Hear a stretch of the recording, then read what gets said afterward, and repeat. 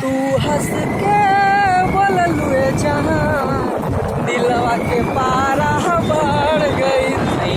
तू हंस के बोललुए जहाँ दिलवा के पारा बढ़ गई।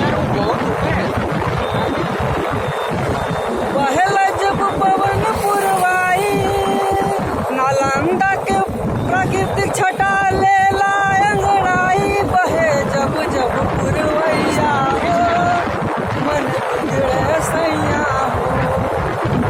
जल्दी से आजा जल्दी से आजा जल्दी से आजा सुना राजा।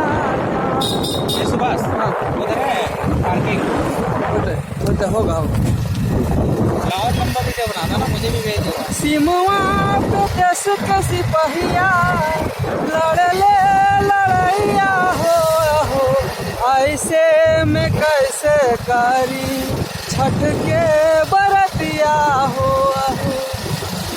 सिमुआ पे देश के सिपहिया लड़ले लड़ैया हो ऐसे में कैसे करी देश के रखवलिया हो।